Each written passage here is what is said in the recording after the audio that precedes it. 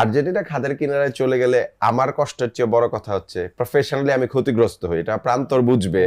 Argentina যদি না থাকে তাহলে আমাদের ব্যবসা বন্ধ। ব্রাজিল লাস্ট ম্যাচটায় 4-3-3 তে স্টার্ট করে 4-2-4 এ চলে গেল গোল পাওয়ার জন্য। স্কিল থেকে শুরু করে সবকিছু ব্রাজিলিয়ানের মধ্যে আছে। হয়তো আপনাদের শরীর দিয়ে তো ফুটবল হয় না, আমার মনে তৈরি করবে। আর যদি বাইনি চান্স সেমিফাইনালে ব্রাজিল ভার্সেস আর্জেন্টিনা পড়ে যায়, হ্যাঁ। বাংলাদেশের অবস্থা কি হবে চিন্তা করেন। বড় স্ক্রিন বন্ধ করে দিতে হবে, না মারামারি খুনাখুনি হয়ে যাবে। শুনেন একটা জায়গায় কি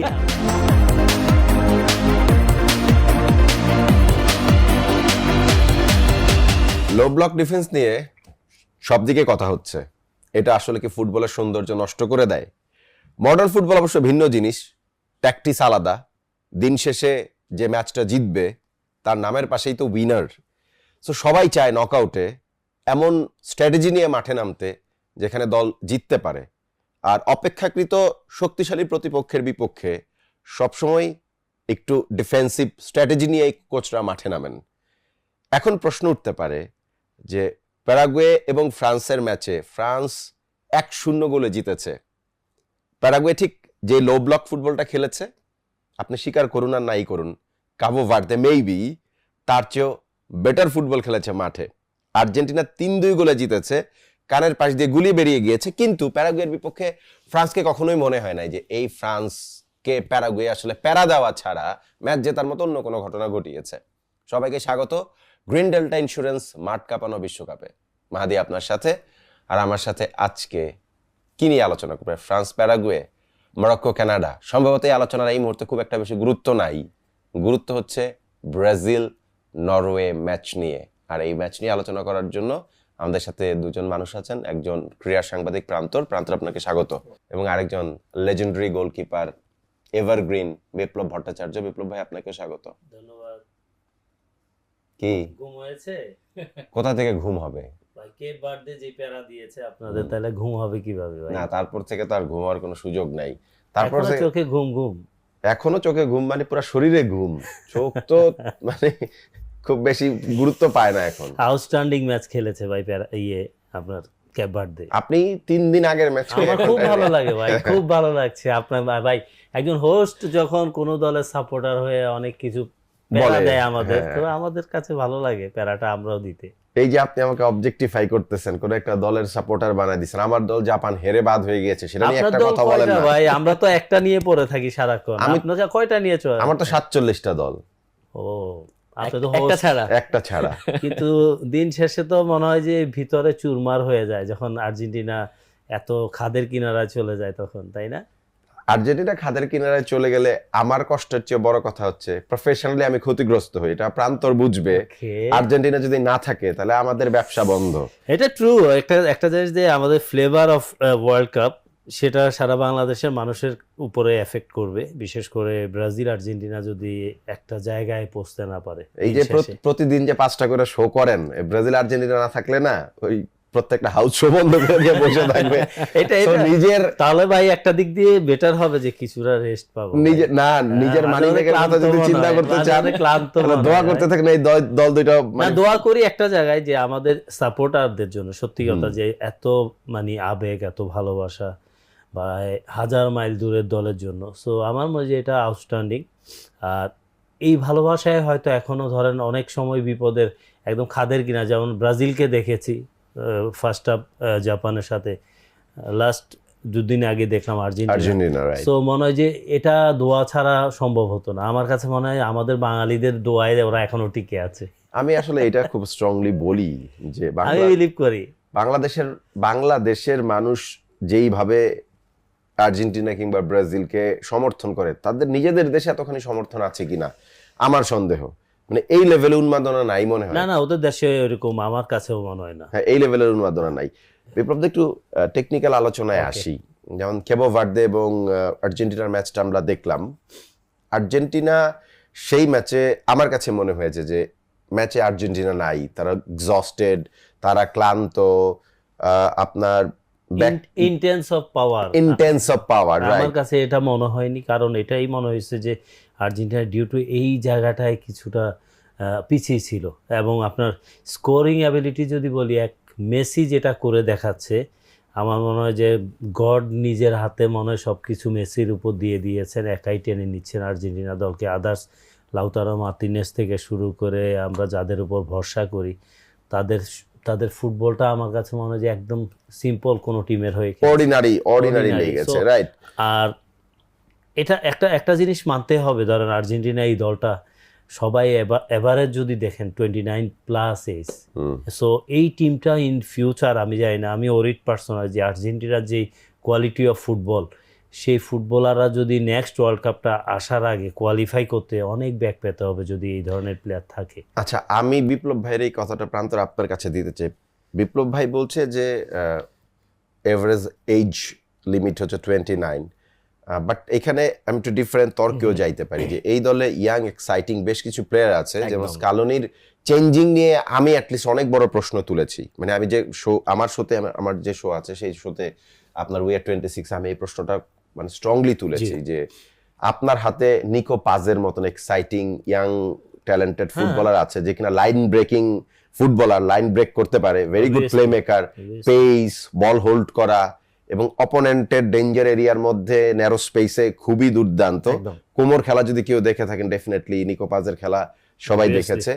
at the end of the day আপনার জুলিয়ানো সিমিওনের মতন ইয়াং এক্সাইটিং প্লেয়ার যে নাই এই দলটাতে তা না। এখানে তো আমার কাছে মনে হয়েছে যে যেটা আঞ্চলত্তি করেছে রায়ানের মতো খেলোয়াড়কে আপনার এই জায়গায় কথা তো হলো এটাই যে আপনি যদি এখন এই স্টেজে এসে তাদেরকে সুযোগ না দেন, তাহলে ইন ফিউচার আর্জেন্টিনার এরা কতটুকু দূর নিয়ে যাবে একটা জায়গায়, তো আপনার ওরা তাদের পারফরমেন্স করে তো আসতে হবে টিমে। সো যেটা রায়ানরা আমরা দেখেছি, যেটা রাফিনিয়া চলে যাওয়ার পর সবাই ওরিড ছিল, কিন্তু আপনার আঞ্চলত্তি কিন্তু খেলিয়েছে এবং সেই অসাধারণ খেলছে।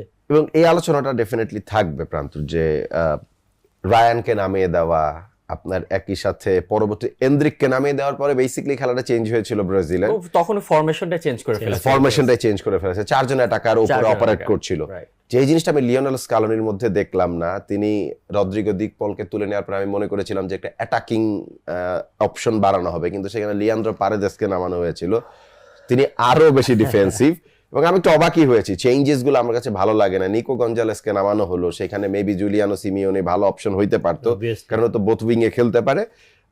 আমার প্রশ্নটা হচ্ছে কাভো ভার্দের ম্যাচ দেখার পরে আর্জেন্টিনাকে ঠিক যেরকম মনে হয়েছে, প্যারাগুয়ের বিপক্ষে কি ফ্রান্সকে তেমনই মনে হয়েছে? একদমই না, ফ্রান্সকে টোটালি কনফিডেন্ট মনে হয়েছে। হ্যাঁ, ফ্রান্স জানতো যে প্যারাগুয়ে লো ব্লকেই খেলবে, তারা সবসময় এটাই খেলে আসছে। প্যারাগুয়ে কিন্তু ফ্রান্সকে প্রভোক করার ট্রাই করছিল প্রতিটা মোমেন্টে, ফ্রান্সদের প্লেয়ারদের রাগ উঠিয়ে দিতে চাচ্ছিল বারবার, কিন্তু তারপরও তারা কিন্তু ওই লো ব্লক সিস্টেমটা কিন্তু তারা ভাঙেনি, তারা একদম লাস্ট পর্যন্ত ধরে রেখেছে। অ্যান্ড ফ্রান্স তাদের যে ন্যাচারাল খেলাটা, ওইটা কিন্তু ইউজুয়ালি মাঠের টেম্পারেচারের জন্য খেলতে পারেনি। আপনি যদি খেয়াল করবেন ওই স্টেডিয়ামের গ্রাউন্ডের যে ইয়াটা ছিল, টেম্পারেচারটা ছিল 60 আপ সেলসিয়াসে, অ্যান্ড ওভারঅল মাঠের ছিল 40 আপ। সেখানে ওদের টায়ার্ড হওয়াটাও স্বাভাবিক, তাদের এই টেম্পারেচারে অ্যাডজাস্ট হয়নি সহজে। বাট ফ্রান্স ওই লাস্ট ম্যাচে আমরা যেই খেলাটা দেখেছি যে সব যেভাবে অ্যাটাক করছে, এরকম অ্যাটাকটা কিন্তু প্যারাগুয়ের ওই যেটা বললাম ক্লাসিক লাতিন ফুটবল, ওই তাদের ওই ডিফেন্সটা মানে ভেঙে অ্যাটাক করতে পারেনি। সো ফ্রান্স ট্রাই করেছে, আর্জেন্টিনা ট্রাই করার সাহসটা দেখাতে পারেনি, এইটা হচ্ছে ডিফারেন্স। বিপ্লব ভাই, ফ্রান্স যেরকম ট্রাই করেছে, স্পেশালি তার পেস কমে নাই, সে পেসে ঢুকেছে। এটাই হচ্ছে আমার কাছে মনে হচ্ছে যে দেজিরি দুয়ে যখন আপনার ডেঞ্জার এরিয়ার ভেতরে প্যানিট্রেট করছিলেন, তিনি যেভাবে ইনসাইড আউট করে ভেতরে ঢুকছিলেন, এই জিনিসটা মানে আর্জেন্টিনা ম্যাচেও আমার কাছে মিসিং লেগেছে যে তারা কেন ডেঞ্জার এরিয়ার ভেতরে, মানে লিওনেল মেসি কয়েকটা মুভ করলে তাকে ফাউল করতে আপনি বাধ্য হবেন, যেটা দেজিরি দুয়েকে করা হয়েছে, কারণ আপনি তাকে কোনো না কোনো ভাবে তো আটকাবেন, আর 5টার মধ্যে একটাতে আপনি ডেফিনেটলি তাকে ফাউল করতে বাধ্য।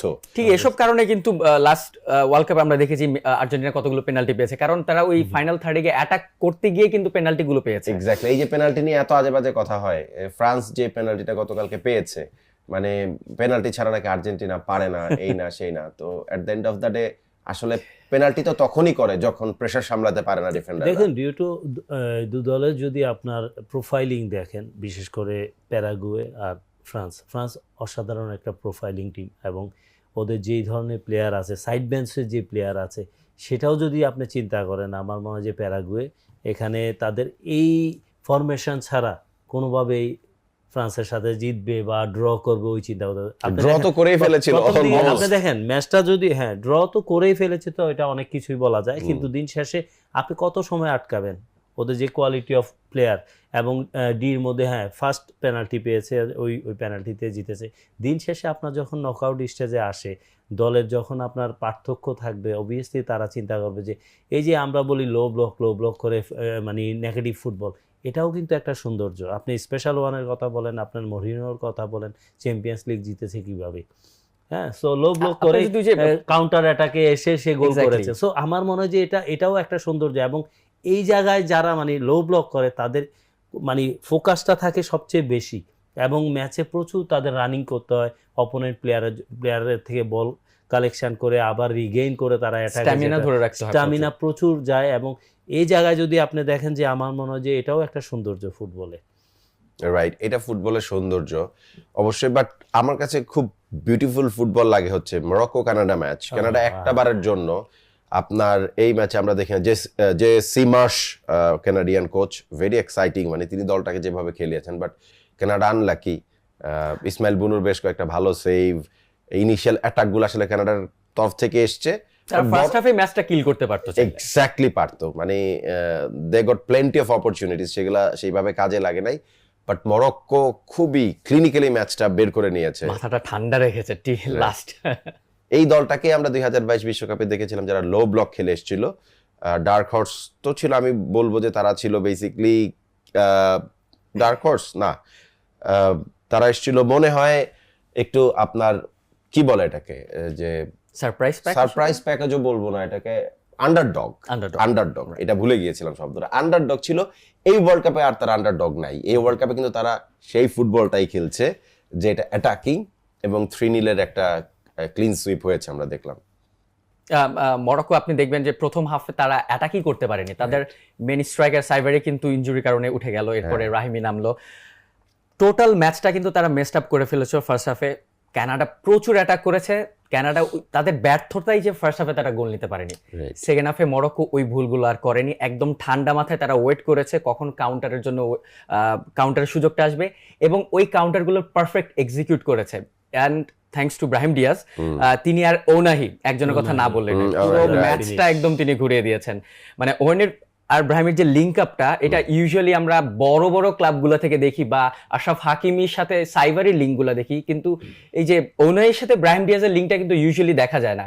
অ্যান্ড ওই কানাডার ওই কাউন্টারে কানাডার ডিফেন্সকে তারা ভেঙে দিয়েছে এই তাদের পেসি কাউন্টার অ্যাটাকটাই, রাইট, এবং তাদের ফিনিশগুলোও খুব ভালো ছিল। সেট পিস থেকে দেখেন, সেট পিস যেটা ছিল, মানে ওনাইয়ের যে গোলটা ছিল, ফিনিশিংটা অসাধারণ, এটা বুঝেই উঠতে পারে গোলকিপার নিজেই বুঝেনি। এবং আমি মনে করি যে এই ম্যাচটা যদি আপনার মরক্কো যে ম্যাচটা জিতেছে, ওরা লাস্ট ওয়ার্ল্ড কাপে যেখান থেকে রেখে এসেছিল সেখান থেকে শুরু করেছে, যদি দেখেন কন্টিনিউয়াস ব্রাজিল থেকে শুরু করে নেদারল্যান্ডস, তারপরে মানে ম্যাচ বাই ম্যাচ তারা বের হচ্ছে, কিন্তু লাস্ট ম্যাচটা যদি দেখি আমার কাছে মনে হয় যে এটা শুধু ইয়াসিন বোনোর জন্যই সম্ভব হয়েছে। আপনি যদি ফার্স্ট হাফে যদি ইয়াসিন বোনোর ওই সেভগুলো না থাকতো, তাহলে এই ম্যাচ কোনোভাবে এই ম্যাচ জিতা তো দূরের কথা, আমার কাছে ম্যাচটা হারতেও পারতো। মানে কোনো মতে কানাডা যদি একটা গোল দিতে পারতো, দর্শকদের ভাইবটাতেই তাহলে আমার কাছে মনে হয়েছে যে এই ম্যাচ জিতাটা খুবই ডিফিকাল্ট হয়ে যেত তাদের জন্য। সো অসাধারণ সেভ ছিল। আর মানে ম্যাচ বাই ম্যাচ যদি আপনি দেখেন এই ওয়ার্ল্ড কাপে ধরেন গোলরক্ষকদের পারফরমেন্স, হিলের কথা বলেন, প্যারাগুয়ের গোলরক্ষক অসাধারণ খেলেছে, দারুণ। সো আমার মনে হয় যে এই বিশ্বকাপটা আমরা যে প্রথমেই বলে আসতেছি যে রূপকথার গোলকিপিং দেখছি, এবং গোলকিপারদের যে বিশ্বকাপ যদি বলেন যে এটা ভুল হবে।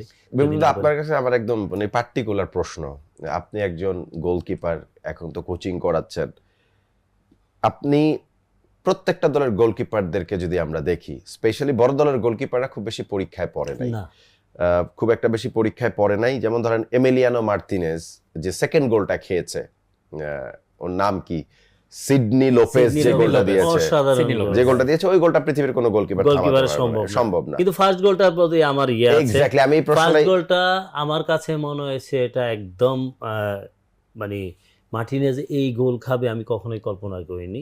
দুই মার্টিনেজ দিতে সমস্যা, নাটমেগ হয়েছে লিসান্দ্রো মার্টিনেজ, একদম পায়ের কাজ দিয়ে চলে গেছে। সো এটা আসলে কি ফোকাস দেখেন, একটা বড় দলের গোলরক্ষকের সমস্যাটা হলো কোথায়, 90 মিনিটে তার কাছে কখন বল আসবে সে জানে, যে সে জানে আচমকা চলে আসে, আচমকা। আচমকা চলে এই আসে। জায়গায় আপনাকে গোলকিপার হিসাবে 100-এ মোর দেন 100% আপনার কনসেন্ট্রেট রাখতে হবে, যে আমার ফ্লিক অফ সেকেন্ডে হয়তো লাস্ট মোমেন্টে একটা বল আসবে, সেটার জন্য আমার রেডি থাকতে হবে।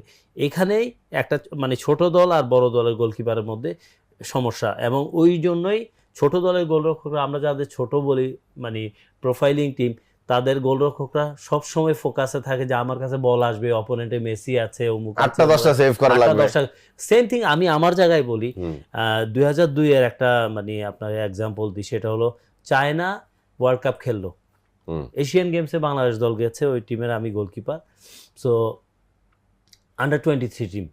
সো 2002 এর কথা বলতেছি, বিশ্বকাপের পরে চাইনিজ টিমটা আসলো, ওদের বিশ্বকাপের স্কোয়াডের বেশ কিছু খেলোয়াড় আছে, তখন তাদের ইয়াং টিম, এবং এরপরও সিনিয়র 3 জন আছে। ওই ম্যাচ শুরু হওয়ার পর আমার উপর যে ঝড় গেছে, এবং লাস্টে আমরা হারছি ম্যাচটা ওদের সাথে, লাস্টে সেকেন্ড হাফে গিয়ে গোল খাইছি, 3 গোলে হারছি, পেনাল্টিও ছিল।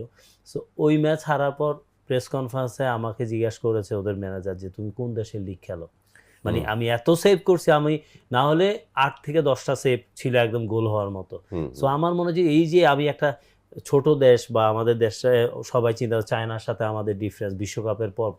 সো আমার মনে হয় যে এটা অবভিয়াসলি আমার ফোকাস ছিল অনেক বেশি, এবং আমরা যখন ঢাকা প্রিমিয়ার লিগেই খেলতাম, ধরেন আমি আবাহনীতে খেলতাম, অনেক ম্যাচ খেলতাম, আমরা ছোট একটা দলের সাথে যখন খেলতাম, আমার কাছে সারা ম্যাচে হয়তো একটা বলও আসতো না। সো ওই সময় আপনার ফোকাস রাখা খুবই টাফের একটা জায়গা। কতটুক ডিটারমিনেশন থাকতে হবে, ফোকাস থাকতে হবে, তাহলে আপনি গোল কনসিড করবেন না। ওই সময় ভুলটা করে। সেম আমি বলি যে সেকেন্ড গোলের জন্য অবভিয়াসলি মার্টিনেজ আপনার প্রথম গোলটা, হ্যাঁ প্রথম গোল। আমার মনে হয় এই ফোকাস না থাকার কারণে জার্মানির নয়ারও কিন্তু এবার ওয়ার্ল্ড কাপে একদম ব্লান্ডার করেছে, একটা গোল দিয়ে দিয়েছে। আমার ম্যানুয়েল নয়ারের ফোকাসের চেয়ে বড় কথা হচ্ছে, আমার কাছে মনে হয়েছে যে ম্যানুয়েল নয়ার তিনি খুব রাইট শেপে নাই, তিনি আসলে অবসর থেকে তারপরে ওয়ার্ল্ড কাপে খেলতে এসেছেন, কেন এসেছেন আমি এটাও জানি না। জার্মানিতে গোলকিপারের এত আকাল হয়েছে কিনা সেটা আমার মনে নাই, আমি জানি না। টের স্টেগেন তো বার্সেলোনা একটা সময় খেলতো, টের স্টেগেন অবশ্য তার সময়টা পার হয়ে গেছে। টের স্টেগেন এখন সেই ফর্মে নাই যে টপ লেভেল খেলতে পারে। At the end of the day যে আলোচনাটা আসলে আজকের আলোচনা, সেটা হচ্ছে নরওয়ে ভার্সেস ব্রাজিল। প্রান্ত নরওয়ে ভার্সেস ব্রাজিল, অনেকেই বলছে এই নরওয়ে দলটার সাথে খেলাটা খুব একটা বেশি সহজ হবে না ব্রাজিলের জন্য। ব্রাজিলের ইনজুরি লিস্ট আমি দেখছিলাম, লুকাস পাকেতার নামও দেখলাম সেখানে, রাফিনিয়ার নামও দেখলাম। রাফিনিয়া প্রবাবলি আজকের ম্যাচের বেঞ্চে থাকবেন, কিন্তু ম্যাচ খেলতে পারবেন কিনা সেটা নিয়ে একটা সন্দেহ আছে। রাফিনিয়ার নামটা দেখতে পাচ্ছি, কাসিমিরোর নাম ইনজুরি তালিকায়। সো এখন ধরেন রায়ানকে নামিয়ে দেয়া যায়, এনরিককে নামিয়ে দেয়া যায়, কিন্তু কাসিমিরোর রিপ্লেসমেন্ট যে ফাবিনিও তো আসলে আরো বুড়া কাসিমিরোর চেয়ে। সো এই জায়গায় কি স্ট্রাগল করতে হতে পারে, কারণ আমরা আনচেলত্তির যে আপনার সিস্টেমটা দেখি, সেখানে কাসিমিরো খুব ইম্পর্টেন্ট ভাইটাল রোল। কাসিমিরো প্রথম 2 ম্যাচে খারাপ করেছে বলে, বা তাকে খুঁজে পাওয়া যায় নাই বলে ব্রাজিলের খেলা নিয়ে এত সমালোচনা হয়েছে। থার্ড ম্যাচে তিনি অনেকটাই কামব্যাক করেছিলেন বলে খেলারও চেহারা পাল্টে গিয়েছিল। একদম ক্যাসিমিরো কিন্তু এই ম্যাচে টোটালি রুলড আউট এখনো হয়ে যায়নি, না এখনো হয় নাই, এখনো রুলড আউট হয়ে যায়নি, বাট চান্স রয়েছে তারও খেলার। কিন্তু আপনি যার কথা বলছেন সেই দলের কোচ হচ্ছে কার্লো অ্যানচেলোত্তি। তিনি কিন্তু মুহূর্তে যে কোনো ট্যাকটিক্স, যে কোনো ফরমেশন চেঞ্জ করে ম্যাচের মোড় ঘুরে দিতে পারেন। আমরা দেখেছি ব্রাজিল লাস্ট ম্যাচটায় 4-3-3 স্টার্ট করে 4-2-4 চলে গেল গোল পাওয়ার জন্য। পুরো জাপানের উইক লিঙ্কটাকে তারা ইউজ করলো, ক্রস টু হেড এই চান্সটা খেলে তারা গোলগুলো পেল। বাট ক্যাসিমিরো, সবাই বলছে ক্যাসিমিরো আগের মতো ট্যাকেল করতে পারছে না, কিন্তু ইউনাইটেডে আপনি ক্যাসিমিরো এই সিজনটা দেখেন, লাস্ট সিজন যেটা অসাধারণ একটা সিজন। আপনার ম্যাচের মোমেন্টাম ঘুরে দেওয়ার জন্য যে গোল দরকার, ওইটা কিন্তু কোনো অ্যাটাকার দিচ্ছে না, ঘুরে ফিরে আপনি ক্যাসিমিরোর হেডার থেকেই আপনি পাবেন। সো আমার মনে হয় ক্যাসিমিরো ব্রাজিলের জন্য স্টিল নাও একটা ভাইটাল রোল। তার রিপ্লেসমেন্ট ফ্যাবিনো কখনোই, এই সিচুয়েশনে কখনোই ফ্যাবিনো তার রিপ্লেসমেন্ট হবে না। অ্যান্ড খুব সম্ভবত আজকে ক্যাসিমিরো স্টার্ট করবে ব্রাজিলের হয়ে। ওকে, খুব সম্ভবত আজকে ক্যাসিমিরো স্টার্ট করবে। খেলাটা নরওয়ের টাক লাইন এবং তার মিডফিল্ড, যে বার্জ নামে 2টা প্লেয়ারই একই রকম বানান, একটা ই আছে আর একটা ই নাই, BARGE আর একটা হচ্ছে BARG। একজন সম্ভবত প্যাট্রিক বার্জ আরেকজন সম্ভবত স্টেফান বার্জার হ্যাঁ এরকম কিছু একটা নাম। আমি যদি একটু তার নরওয়ের মানে অ্যাটাক লাইনটা দেখি, সেখানে এর্লিং হল্যান্ড ডেফিনেটলি মানে এই এখন যেই ফুটবল চলছে সেখানে নাম্বার 9 হিসেবে বেস্ট নাম্বার 9। বেস্ট আমি বেস্ট বলতে রাজি না, মানে আমি বেস্ট বলতে রাজি না, আপনারা এখন বলবেন না, কারণ one of the best. Harry কেনে যে খেলা দেখেছি, ইনফ্যাক্ট আমি বালুগানকে খুব হাইলি রেট করছিলাম। বালুগানের রেড কার্ডের কারণে 2টা ম্যাচ খেলতে পারবে না, মানে ইউএস এর জন্য অনেক বড় অসুবিধার জায়গা তৈরি হয়ে কেন গেল। ওই বালোগানের রেড কার্ডটা নিয়ে ডিসিশন মেকিংটা খুবই রং ছিল রং ছিল, রাইট। আমি জানি না ওর আসলে আমি ইমপ্রেসড ছিলাম তার খেলায়। জোনাথন ডেভিসের খেলাও কিন্তু যথেষ্ট ভালো। গতকালকে সে কিছু চান্সেস ক্রিয়েট করেছে, ফিনিশ করতে পারলো না কেন জানি না। হ্যাটট্রিক করা ফিনিশ যায়, যেটাই বলেন ওই যে দিন শেষে বনুর কাছে হ্যাঁ মার খেয়েছে যদি বলেন, বনু অসাধারণ ফুটবল খেলেছে ফার্স্ট হাফটা স্পেশালি। আপনি এখন একটু আমি নরওয়ের মানে আপফ্রন্টের 3জন নিয়ে যদি আলোচনা করি, আর্লিং হাল্যান্ড, একপাশে সরলট, একপাশে নুসা, এবং তাদের ঠিক নিচের দিকে নাম্বার 10 পজিশনে ওডেগার্ড এই ওয়ার্ল্ড কাপে সোফার আমার কাছে তাকে বেশ ভালো মনে হয়েছে, খুব লিথাল মনে হয়েছে। ক্লাবেও ওডেগার্ড অসাধারণ ফুটবল খেলছে। সো আমার মনে হয় যে এই দলটা ধরেন ইউরোপের বাছাই পর্ব যদি দেখেন, আমরা ওখান থেকে যদি শুরু করি, যে অসাধারণ পারফরমেন্স করে ওরা কোয়ালিফাই করেছে এবং কন্টিনিউয়াস গোলের মধ্যে ছিল। বিশেষ করে আপনার হল্যান্ডের কথা বলি, ওডেগার্ডের কথা বলি, ওরা কিন্তু গোলের মধ্যেই ছিল। এবং টোটাল টিমটা যদি ধরেন একটা যে ফুটবল উপহার দিয়ে এসেছে, সো এখানে অবভিয়াসলি এই ম্যাচটা বিশেষ করে ব্রাজিলের সাথে, হ্যাঁ ব্রাজিল মানে অন্য এক ফ্লেভার, তাই এটা কিন্তু ওরাও জানে। সো ব্রাজিল লাস্ট যদি 4টা ম্যাচ দেখি, 2টো ম্যাচ হেরেছে, 2টা ড্র করেছে। এখানে কিন্তু ব্রাজিলের কিন্তু আপনার প্রিভিয়াস পারফরমেন্স যদি দেখি ওদের সাথে ভালো না, কিন্তু এই ম্যাচটা কিন্তু অন্যরকম একটা ম্যাচ। বিশেষ করে আঞ্চলতির অধীনে এই ব্রাজিল যদি আমরা সেকেন্ড হাফটা দেখি যে ফুটবল খেলেছে, আমার মনে হয় সেই ফুটবল যদি খেলে, এবং লাস্ট ম্যাচটা যদি আপনার নরওয়ের ম্যাচটা আমরা দেখি, ওই ম্যাচে কিন্তু নরওয়ে অনেক ভুল করেছে, ম্যাচটা হয়তো জিতেছে হ্যাঁ 2-1। হল্যান্ডের যে গোলটা যদি বলি টোটালি আনমার্ক ছিল, এবং ডিফেন্ডারদের সেখানে গ্যাব্রিয়েল এবং মার্কিনিওসের মতো স্টপার যেখানে আছে, ওরা কিন্তু অনেক ফোকাসড। এবং ব্রাজিলিয়ানরা জানে তাদের অপোনেন্ট যারা আছে, বিশেষ করে হল্যান্ড থেকে শুরু করে ওডেগার্ড, তাদেরকে কিভাবে কি করতে হবে সেটা কিন্তু আগে থেকে তারা একটা পরিকল্পনা নিয়ে আছে। সো আমার মনে হয় যে এই ম্যাচটা আমরা যেই হাইপ নিয়ে কথা বলছি যে নরওয়ে হয়তো ব্রাজিলকে আউটপ্লেট করবে বা হারিয়ে দিবে, সেটা অসম্ভব আমার কাছে মনে হয়। এই ব্রাজিল যে match by match better performance করছে, আমার মনে হয় আজকের ম্যাচটাও কিন্তু সেই আমরা পুনরাবৃত্তি দেখব। ব্রাজিল তার ছন্দময় ফুটবল খেলেই জিতবে আমার কাছে মনে হয়, আমি এটা বিলিভ করি। ভাইয়া বলছিলেন ডিফেন্ডারের কথা, মার্কিনোস এন্ড গ্যাব্রিয়েল, কিন্তু ব্রাজিলের স্ট্রং জোন যেমন ডিফেন্ড, উইক জোনও কিন্তু আবার ওই ডিফেন্স লাইনই ফুলব্যাক। দেখুন ফুলব্যাক আপনি যদি কম্পেয়ার করেন কাফু আর আপনার রবার্টো কার্লোসের সাথে, এটা কখনোই চিন্তা করা যায় না। মানে জেনারেশনের পর জেনারেশন যারাই আসুক আস্তে আস্তে অ্যাডাপ্ট হয়। সো এই ব্রাজিলের প্রথম ম্যাচ দেখে আমরা বলেছি একদম যাচ্ছে তাই ফুলব্যাক। অ্যাডাপ্টটা হবে কেমনে? দানিলোরও যে বয়স হয়েছে, দেখুন বয়স ফ্যাক্টর না, ফ্যাক্টর হলো আপনার maturity about the match by match এবং পারফরমেন্স। আপনি যদি লক্ষ্য করেন ব্রাজিল গোল কনসিড করেছে কয়টা? ব্রাজিল করেছে কয়টা? মরক্কোর সাথে একটা, জাপানের সাথে একটা, এই দুইটা গোল কনসিড করেছে। গোলগুলো হয়েছে কিন্তু পেনিট্রেশন পাস দিয়ে, 2 ডিফেন্ডারের মাঝখান দিয়ে গোলগুলো হয়েছে। দুটোর জন্য কিন্তু উইংব্যাক দায়ী না, আপনি খেয়াল করেন কিন্তু। সো আমার মনে হয় ব্রাজিলের সবচেয়ে বড় সমস্যা হলো মিড জোনে, বিশেষ করে আপনার ক্যাসিমিরোর, তারপরে আপনার গিমারেস, কিন্তু গিমারেস এর মধ্যে এক্সট্রা অর্ডিনারি, অসাধারণ।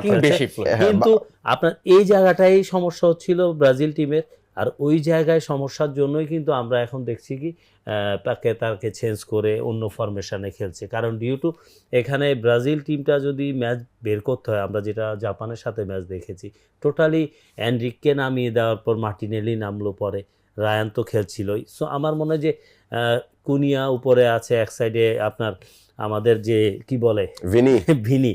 সো ও তো এখন ধরেন সত্যি কথা যেটা ব্রাজিলের তুরুপের তাস। আর হয়তো এই ম্যাচটা যদি আমরা সারপ্রাইজ না হই, নেইমারকে দেখতে পাবো। সো এখানে কিন্তু আরেকটা মাথা ব্যথার কারণ মনে হয় প্রান্তর, যে এরকম একটা হাই ইন্টেন্সিটি নকআউট ম্যাচে নেইমারকে একদম স্টার্টিং 11-এ আমরা দেখব। আমার কাছে মনে হয় যে হ্যাঁ, লুকাস পাকেতার যে পারফরমেন্স ওভারঅল, পাকেতার কাছ থেকে যে ক্রিয়েটিভিটি প্রত্যাশা করা যায়, তার আগে আমি একটু বিপ্লব দার মনে শান্তির জন্য একটা ছোট কথা বলে নেই, জি, ভুলে বলেন, যাব নাইলে। বলেন। যে ব্রাজিলের 2 ফুল ব্যাক, এক পাশে হচ্ছে দানিলো, এক পাশে ডগলাস সান্তোস, সান্তোস। তারা যেরকম খেলছে, আর্জেন্টিনার 2 ফুল ব্যাক ফাকুন্দো মেদিনা এবং নাহুয়েল মলিনার, হ্যাঁ। মলিনার জায়গায় চেঞ্জে যাকে নামায় মন্ট্রিয়াল, তারা সম্ভবত আর্জেন্টিনাকে ডুবানোর জন্য দুইজন মানে যথেষ্ট। বিপ্লব দা খুশি হোক একটু। এটা তো খুশি হবে, এবং এটা সত্য কথা, এটা বাস্তব। বাস্তবতা। ফাকুন্দো মেদিনা নাটমেগ হয়েছিল প্রথম, পরে লিসান্দ্রো মার্টিনেজ নাটমেগ হয়েছে, তারপরে গোলটা হয়েছে। একটা লাইনে 2টা ডিফেন্ডার এট এ টাইম এইভাবে হবে, হয় না। এটা চিন্তা করা যায় না। এবং মন্ট্রিয়াল মানে মলিনা ওয়াজ মানে সুপার ফ্লপ।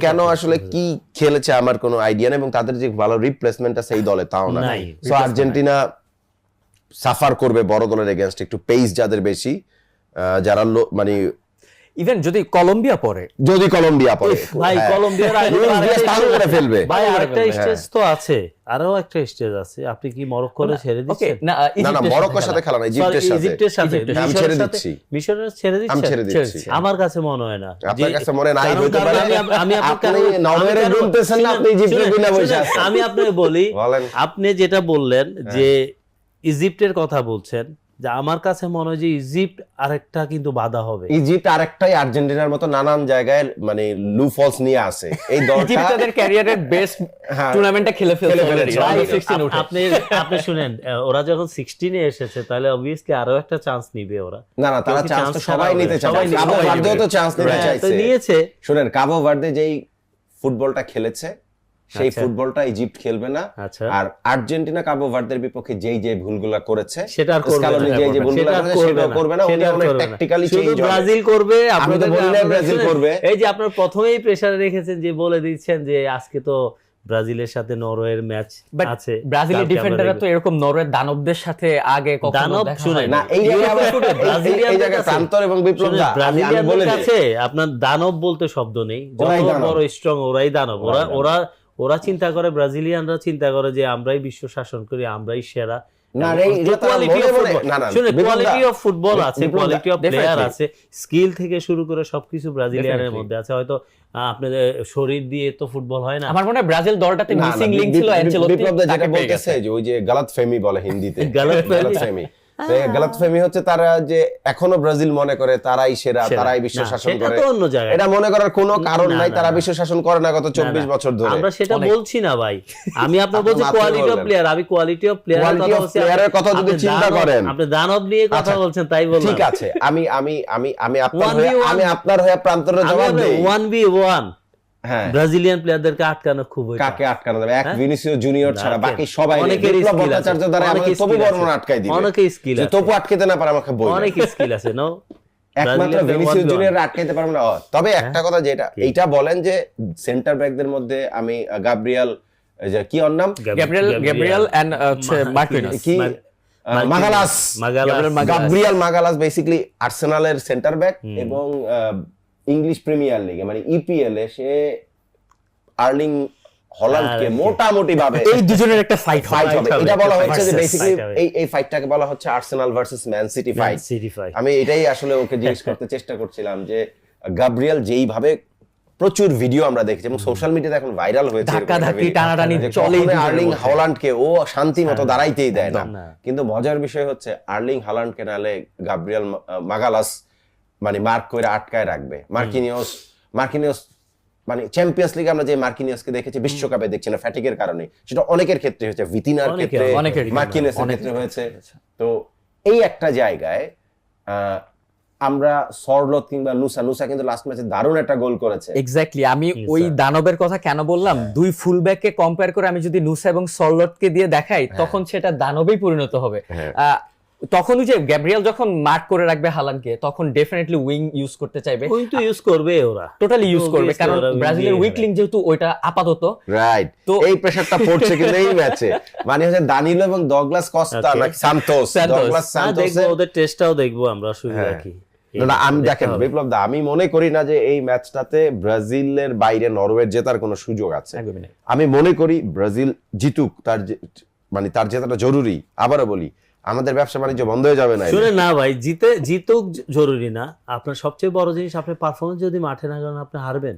এটা ব্রাজিল হোক, আর্জেন্টিনা, XYZ যে টিমে হোক, কিন্তু দিন শেষে আমার মনে হয় যে একদম আউটপ্লেট করে, যেটা অনেকে ভাবে, কে বলে এই ধরনের শুনেন কথা? অনেকে ভাবে যে এই নরওয়ের সাথে অনেকে বাজি ধরে, দেখলাম অনেক কিছুতেই যে নরওয়ে তো আগে 4টা ম্যাচে 2টা হারিয়েছে, 2টা ড্র হয়েছে, সো মনে হয় যে ব্রাজিল পাত্তাই পাবে না। না, না, নরওয়ে হয়তো অ্যাটাকের জন্য একটা গোল দিবে, কিন্তু গোল তো খাবে।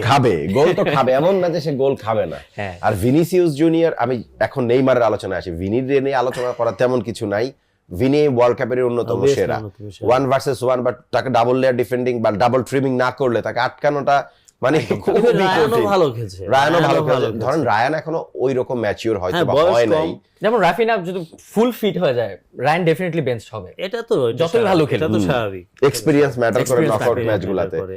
বাট কার্লো আনচেলত্তি আমরা এরকম একজন ডিফারেন্ট কোচ, দেখা গেল যে রাফিনিয়াকে নামাইলোই না, কারণ রাফিনিয়াকে রাইট উইং এ বা রাইট নাও ফ্ল্যাঙ্কে দিতে খেলা পারে, নয়, হ্যাঁ। বেসিক্যালি বার্সেলোনায় খেলে লেফট ফ্ল্যাঙ্কে। তার মধ্যে আবার এনরিক আছে, এন্ড্রিক রাইট, মার্টিনেলি লাস্ট ম্যাচে গোল এনরিকে করেছে। আমার কাছে অনেস্টলি তবে এই মনে হয় ম্যাচে মার্টিনেলি নামার সম্ভাবনা বেশি আমার মনে হয় প্রথমে আমি শুরুতে। বিশ্বাসই করি না, না। আমি হতে প্রথমে পারে, মনে আমিও হয় না। মনে করি And না। আমার মনে হয় এনরিকে লাস্ট ম্যাচে নামানো হয়েছে জাস্ট বিকজ অফ জাপানের বিপক্ষে অনেক পিছায় ছিল একটা দেখে। পিছিয়ে ছিল। যদি আগে থাকতো তাহলে কখনোই নামাইতো কখনো না। এনরিকে নামাতো না। তখন সে একটা মোটামুটি ভাবে মিডফিল্ড মানে মিড ব্লক একটা অপশন নামাই দিত। না, তবে তো অ্যাটাকিং ছাড়া কোনো উপায় ছিল উপায় ছিল attacking না। উপায় ছিল player না। ছাড়া। হ্যাঁ, ওই- এইটা স্কালোনির চেহারাটাই আমি চেহারা সেটাই ছিল, দেখেছি ওই দিন, সেটাই। যে ভাই চাইলেও আমি অ্যাটাক করতে পারি না, কারণ আমার তো অপশনই তো নাই।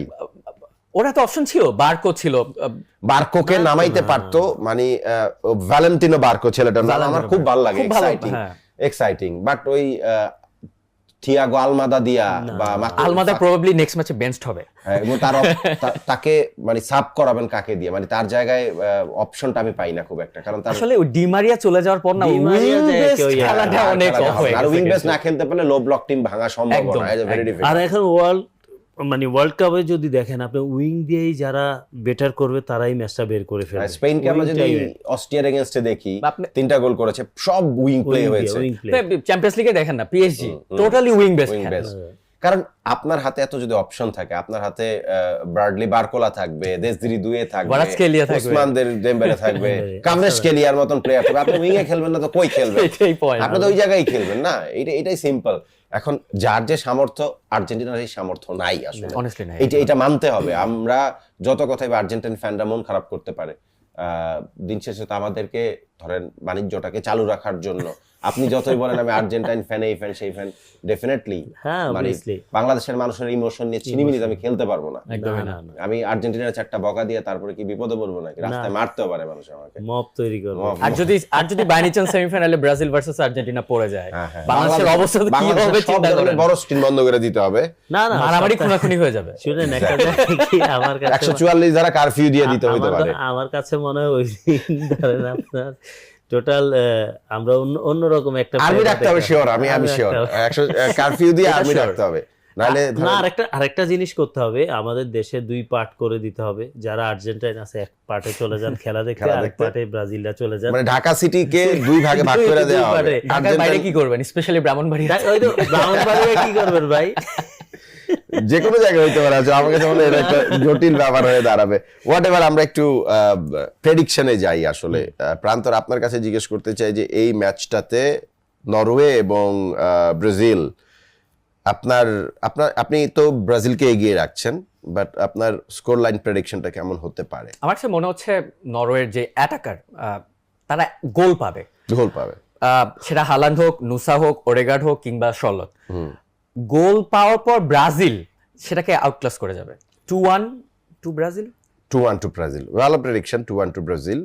অর 1-1 হয়ে এক্সট্রা টাইমে গিয়ে ব্রাজিল দিতে পারে, ব্রাজিল 2-1 ঘুরে ফিরে। তবে আমি প্রান্তরের সাথে এই একটা জায়গায় একটু দ্বিমত করি। খেলাটা যদি 90 মিনিটসের পরে টেনে নিয়ে যেতে পারেন মানে নরওয়ে, তাহলে সে এইটাকে মানে আপনার টাই ব্রেকার পর্যন্ত টেনে নিয়ে যাইতে পারে। ডেফিনেটলি নাইল্যান্ড কিন্তু যথেষ্ট চেষ্টা করবে আটকানোর জন্য, ডিপে নিবে। কিন্তু ব্রাজিলের যে অ্যাটাক, আমার মনে হয় না নরওয়ের ডিফেন্সকে ভাঙতে এত কষ্ট তাদের পাইতে হবে।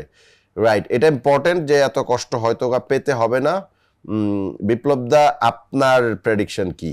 3-1 3-1 ব্রাজিল, 3 নরওয়ে 1। একটু মানে উচ্চাভিলাষী বাজেটের মতন, এটা না, আমার কাছে budget, একটু obviously। উচ্চাভিলাষী মনে হচ্ছে। কারণ ডিউ টু লাস্ট আমরা সেকেন্ড হাফে যে ব্রাজিলের যেই ফুটবলটা দেখেছি ওইটা যদি কন্টিনিউয়াস প্রথম থেকে করতে পারে 3-1 হবে, কারণ ডিউ টু ওদের ডিফেন্সে অনেক ফাঁক ফোকর আছে, বিশেষ করে নরওয়েদের। তা তো এবং অবশ্যই এই নরওয়ের ডিফেন্স লাইন ধরেন আপনার অনেক স্পেসগুলো দিয়ে দিবে ব্রাজিলকে, Okay. বিশেষ করে ব্রাজিলের দুইটা উইং দিয়ে যদি ঠিক মতো খেলতে পারে। লাস্ট ম্যাচে কি অ্যালিসনকে একটু ডাল লাগছিল যে অ্যালিসন বেকারকে শুনেন, অ্যালিসনকে ডাল মেন হচ্ছে অ্যালিসন পোস্টে থাকা মানে ব্রাজিলের একটা নির্ভরতা আপনি তা তো যদি দেখেন, definitely। এবং ফার্স্ট ম্যাচ থেকে দেখেছি আমরা, মরক্কোর সাথে ম্যাচ থেকে দেখেছি। সো আমার ফ্যান মনে হয় যে ফ্যান আসলে আমার মনে ফ্যান হয় যে এইসব জায়গায় এক্সপিরিয়েন্স গোলকিপারদের দেখেন আপনি, এইজ অফ গোলকিপার যখন +30 হয়ে যায় তখন তার ম্যাচুরিটি অনেক বেশি অনেক হয়, বেশি এবং থাকে, রাইট। তার টিমের লিডারশিপ থেকে শুরু করে সবকিছুই সে কোয়ালিটি আছে। যেমন ইয়াসিন বুনুকে দেখেন লাস্ট ম্যাচটা, ডিউ টু বড় ম্যাচে গোলকিপারদের জায়গা খেলার এবং গোলরক্ষকরাই দলকে বাঁচায়। সো লাস্ট আমরা মার্টিনেজের কথাই বলবো, যে সেভটা করেছে, দারুণ সেভ, সম্ভবত ওইটা মানে সেম গোল, হ্যাঁ, সেকেন্ড একদম গোলের ফ্রি কিক মতো। স্টাইলের একদম, ফ্রি একদম। কিক স্টাইলে যেটা সেভ করেছে হ্যাঁ। সেম গোল হতো ওইটা যদি টাচ না হতো। টাচ না সো হতো। ডিউ টু এখানে হলো ম্যাচুরিটি।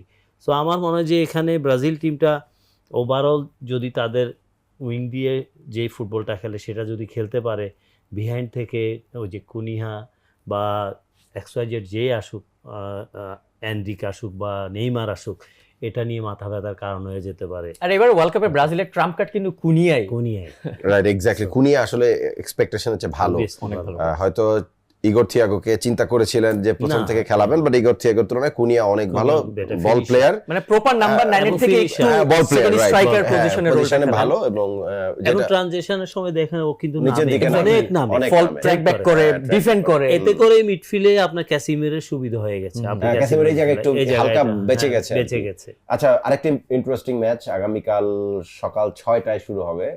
এই টাইমগুলোতে খেলা দেখা খুব মুশকিল, 6টা 7টার দিকে খেলা দেখা খুব মুশকিল। মেক্সিকো ইংল্যান্ড, আমি এই ম্যাচটাকে খুব ইন্টারেস্টিং মনে করি। মেক্সিকো ইংল্যান্ডের ম্যাচটা, বিপ্লবদা কে এগিয়ে থাকবে?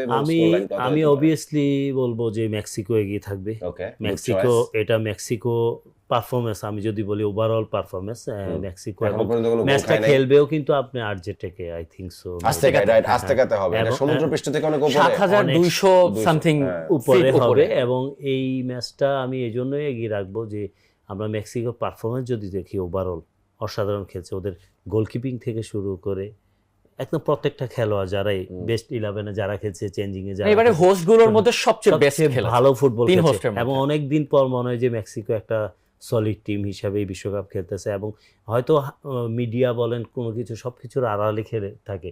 সেম কিন্তু ইংল্যান্ড টিমটাও দেখি, ইংল্যান্ডের অ্যাটাকিং জোনটা যদি দেখি, দুর্দর্শ, অবশ্যই ভালো, কিন্তু আমার দিন শেষে মনে হয় যে টোটাল ফুটবলটা খেলে বেরিয়ে যাবে মেক্সিকো। মেক্সিকো এই ম্যাচটা মেক্সিকো জিতার সম্ভাবনা খুবই বেশি। আমি কত হবে স্কোর লাইন?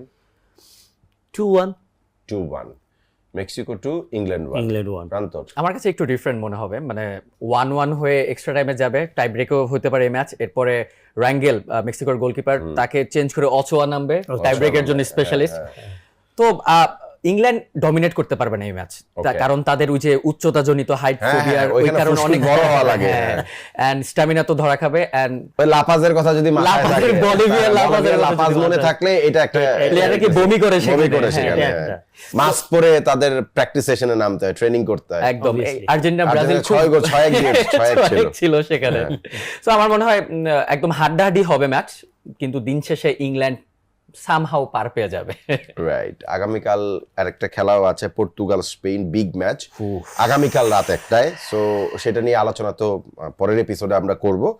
ব্রাজিল নরওয়েতে বিপ্লব ভট্টাচার্য ব্রাজিলকে 3-1 গোলে এগিয়ে রাখছেন, এবং আমাদের ক্রীড়া সাংবাদিক প্রান্তর তিনি এগিয়ে রাখছেন ব্রাজিলকে 2-1-এ। নরওয়ে আগে গোল করবে, এবং আরেকটা ইন্টারেস্টিং মুভ হচ্ছে, যদি নরওয়ে আগে গোল করে, আগে ব্রাজিল কনসিড যদি করে, ব্রাজিল খেলবে ফুল অ্যাটাকিং। হ্যাঁ, আমি সেটাই কনসিডার মজা প্ল্যান হবে, করেই বলছি। মজা হবে। মজা হবে খেলাটা, আরেকটা অন্যরকম ম্যাচ। কনসিড করলে খেলাটা আরো জমবে। এবং মেক্সিকো ইংল্যান্ডের খেলার মধ্যে বিপ্লব দা এগিয়ে রাখছে মেক্সিকোকে 2-1-এ, আর প্রান্তর এগিয়ে রাখছে হচ্ছে 1-1 তারপর টাই ব্রেকারে গিয়ে এটাকে মেক্সিকোই না ইংল্যান্ড ওকে এগিয়ে রাখছে ইংল্যান্ড। আমি যেহেতু দুইজনের দুই রকম, আমরা একটু পাল্লাটা ভারী করে দেই, ব্রাজিল নরওয়ে। আমি স্কোর লাইন প্রান্ত যেরকম বলেছে 2-1, মেবি এটা আমার পছন্দ। ওকে, থ্যাংক ইউ ভেরি মাচ। এটা আমার পছন্দ। আর মেক্সিকো ইংল্যান্ড ম্যাচটাতে ভেরি ইম্পর্টেন্ট। তারপরে আমি আউল গো ফর ইংল্যান্ড, আমি ইংল্যান্ডের দিকে যাব। বড় দল, বিগ নেম, বিগ কিছু প্লেয়ার, এবং যদি প্রথম 25 থেকে 30 মিনিট মেক্সিকো গোল না করতে পারে তাহলে তারা ডিসমেন্টাল হবে এই ম্যাচে। ইংল্যান্ড তার শক্তিশালী উইং দিয়ে এই ম্যাচটাকে সম্ভবত রেগুলেশন টাইমের মধ্যে বাইর করে নিতে পারে। তবে একটা ছোট্ট কন্ডিশন দিয়ে রেখেছি, ম্যাচটা অন্তত 25-30 মিনিট মেক্সিকো গোল করতে দেওয়া যাবে না। আজটেকাতে মেক্সিকো কখনো হারে নাই কিন্তু, হ্যাঁ, কখন 13 বছরে হারে নাই, কখনো হারে নাই ব্যাপারটা তারা last 13 বছরের কথা আর কি, recent years হারে নাই। হ্যাঁ। তো 13 বছরে হারে নাই, ডেফিনেটলি তাদের সেই উইনিং যেই কি বলে এটা উইনিং রান সেটা থাকবে মেবি। Tradition. And 29 ম্যাচের Winning tradition. আনবিটেন রানে আছে আনবিটেন রান, এখন। হ্যাঁ, কিন্তু খেলেছে কার কার সাথে সেটা খুব সেটাও ইম্পর্টেন্ট আলোচনা অনেক জায়গায় আছে। তো সবকিছুই আমরা সেভাবে আলোচনা করতে পারি। Thank you very much Biplab Bhattacharya, thank you very much Prantar. Thank you too. আগামী মানে নেক্সট এপিসোডে আরেকটা বিগ ম্যাচ নিয়ে ডেফিনেটলি আপনার ব্রাজিল জিতবে ভাই, আপনি একটা টেনশন আপনিও চিন্তা করবেন না, আপনারাও জিতবেন, ঠিক আছে? আমরাও আমরা তো জিতবো। চাচ্ছি ভাই সেমিফাইনালে মুখোমুখি হই, আগে ইংল্যান্ড বাধা তো আমাদের পারে তো দেশে দুটো পার্ট হয়ে যাক, আমরা দু পার্টে বসবো। তারপর গভর্নমেন্ট বিপদে পড়ুক কেন? আইন শৃঙ্খলা Government- পরিস্থিতি নিয়ে। না শুনেন, আইন শৃঙ্খলা ঠিক থাকবে, কারণ আইন শৃঙ্খলা আমাদের বেশিরভাগ ব্রাজিলের সাপোর্টারও আছে, আর্জেন্টিনারও।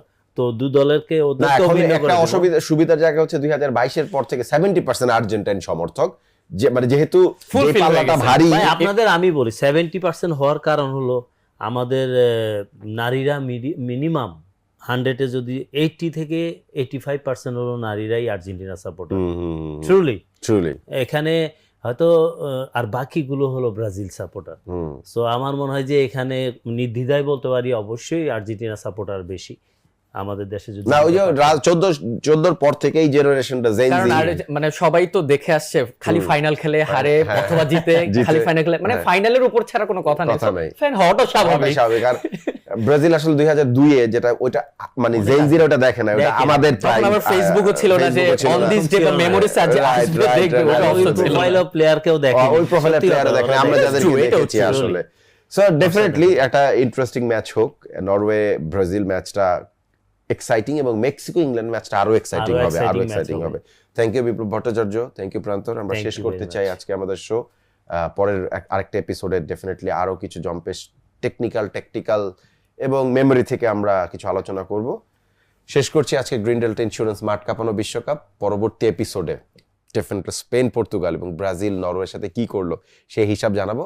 আজকের মতো বিদায়, আল্লাহ হাফেজ।